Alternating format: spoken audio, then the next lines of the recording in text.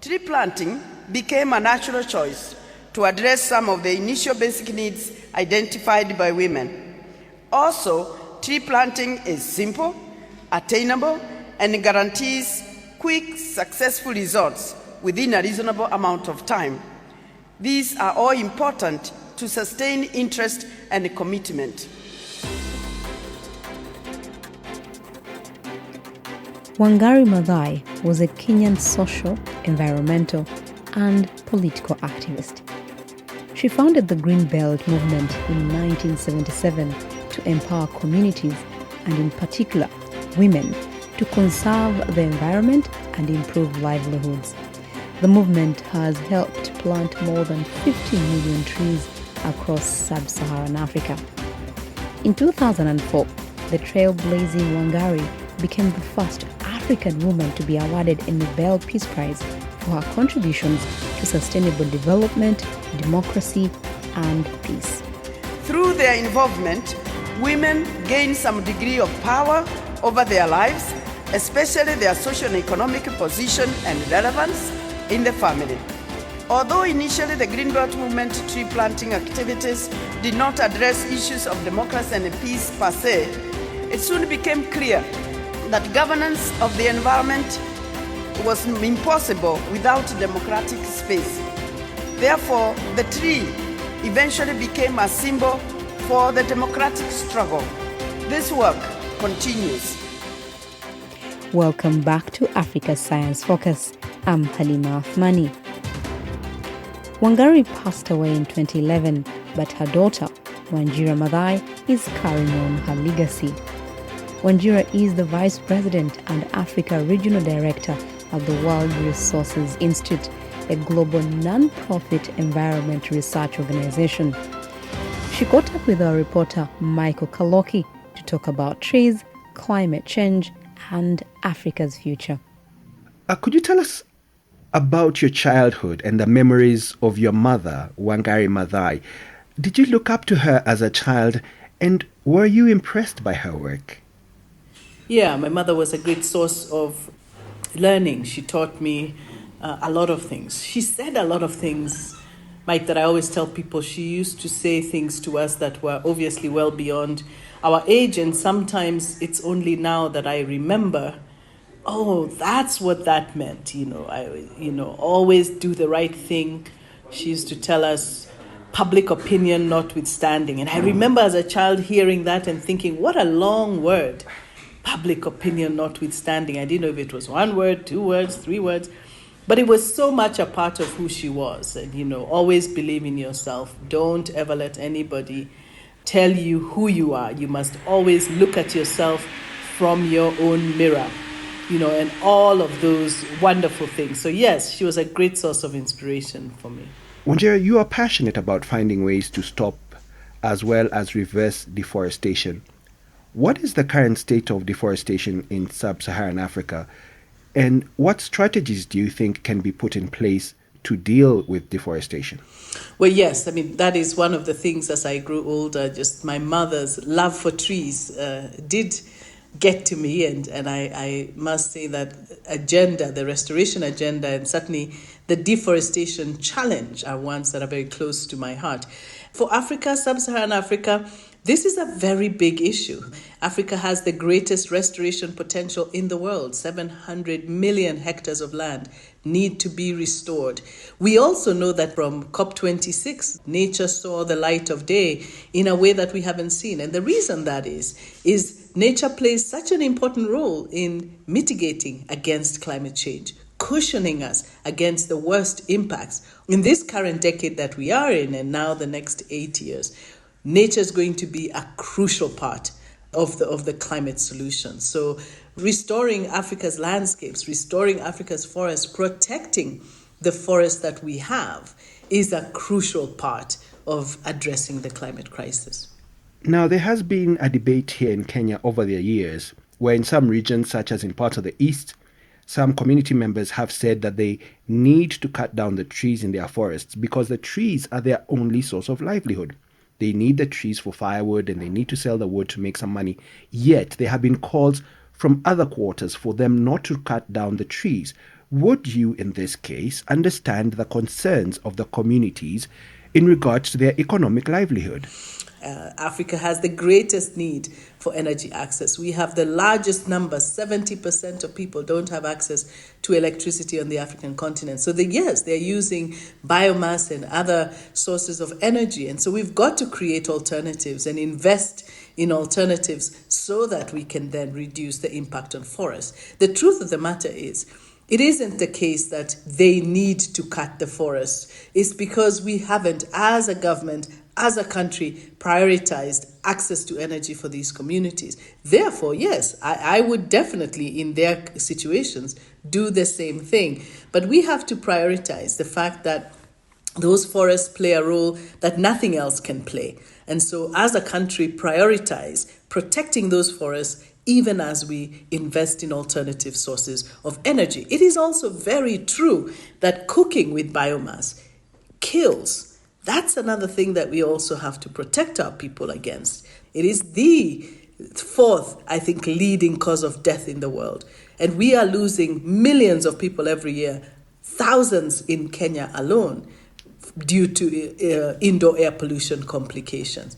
We've got to find a way for clean cooking to be a priority as well.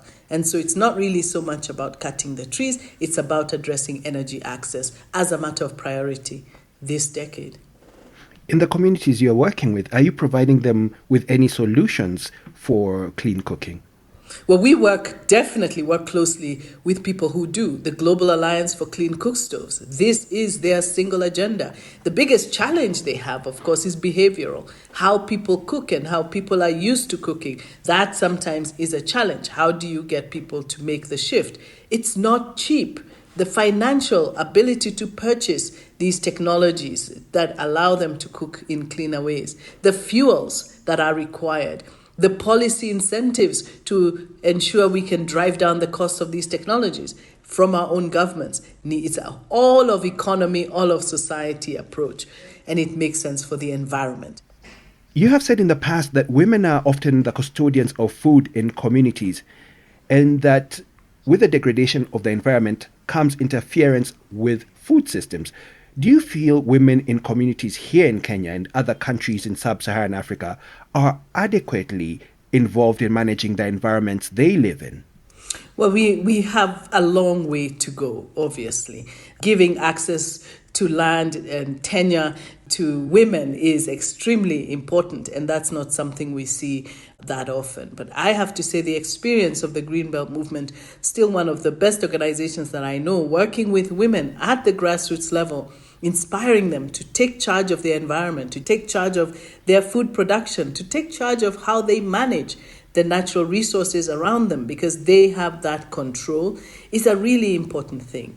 It is true that women are the first often to feel the impacts of a degrading landscape. They're the ones who fetch the water, and they're having to walk further and further away for it. They're the ones who get the firewood and get the fuel, and they're not finding that closely either. And they're, of course, the ones who cook and are the custodians of energy in the household. And that's a challenge as well. That's why women have always responded first. The Greenbelt movement, in its call to action that we restore these landscapes and we restore our ability to produce food, healthy food, it's women who responded first. But there's still a long way to go. Africa is on the front lines of the climate crisis. Many communities are already experiencing what's known as loss and damage. That's the irreversible impacts of climate change, such as extreme weather like floods, droughts, and wildfires. Loss and damage became a major issue at last year's COP26 global climate talks. Wanjira tells Michael why this year's climate change summit, COP27, is critical for Africa. The single most important issue as we face the impacts of climate change and as science gets clearer and clearer about how devastating those impacts will be if we breach the 1.5 degree increase limit, speaks seriously to the existential nature of us as an African community. And so the African COP will focus squarely on adaptation as well as loss and damage. And the issue of loss and damage in particular, Mike, the fact that we have, as an African continent, contributed only 4% to global emissions, but are already suffering such significant impacts from the impacts of climate change is absolutely unjust. And it is that injustice that loss and damage seeks to address. We cannot ignore it. In fact, we should see more and more people stand up for climate justice. And if we say we are standing up for climate justice, we must speak up for loss and damage, because there can be no climate justice without addressing loss and damage. Over the years, you have been trying to create awareness about the importance of trees, not only to Kenyans, but to others across the continent as well. Do you think your mother would be proud of what you've accomplished? Well, I hope so, but I think she would say, keep going. My mother was never one to stop and celebrate small gains. She always worked tirelessly, and often we had to stop her, others had to stop her to tell her, hey, you've been recognized for this, that, and the other. I so admired that about her. She just kept working, she kept going. And for us, really, Mike, just a privilege to be doing the work that I do, because I feel like it's rather personal. Africa is my continent, Kenya is my home, and these issues affect us as a people. And so I feel like I'm making my small contribution to addressing them for all of us. You are the chairperson of the Wanjira Mathai Foundation, and one of the aims of the foundation is to mentor the youth in matters regarding the environment. Why do you feel mentorship is important?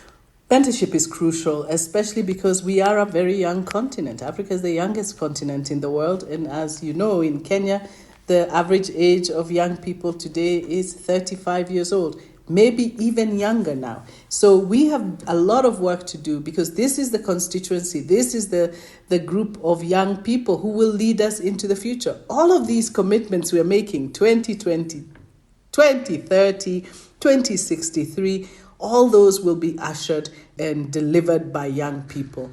Of course, the Wanjira Mathai Foundation is inspired by the life and work of my mother, Wanjira Mathai. And for her, all of what she did, if what she did was inspiring, she always attributed it to the fact that her childhood was colored by an acknowledgement and a love for the natural world. And so we also take that knowledge that is pretty much the center of our theory of change, that if we can inspire young people early, and they will be the next Wanjira Mathais. Do you feel that you and your mother, the two of you, have paved the way for future generations? Well, my mother certainly. I think I'm still a work in progress. I think she definitely paved the way. Green spaces that were saved by her and the Greenbelt movement 30 years ago are the most visited places for recreation in our country and our city of Nairobi. I'm inspired greatly by that.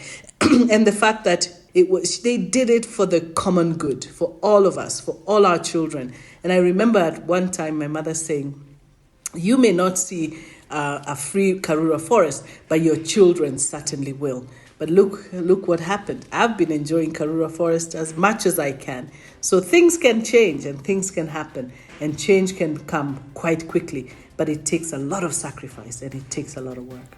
Karura Forest in Nairobi has come under threat from development many times in the past 30 years. But Wanjira Mathai and fellow campaigners have fought to protect it. As a board member of her mother's Greenbelt movement, Wanjira is continuing the battle for Africa's green spaces. If you'd like to find out more about Wanjira Mathai, head to the Side of Net website. That's www.sidev.net. And you can subscribe and catch up on all Africa Science Focus episodes on your favorite podcast app. Today's program was produced by Harrison Lewis and edited by Fiona Broom, with reporting from Michael Kaloki. Africa Science Focus is produced by SciDevNet and distributed in association with your local radio station. I'm Halima Athumani. See you again next week. This program was funded by the Carnegie Corporation of New York.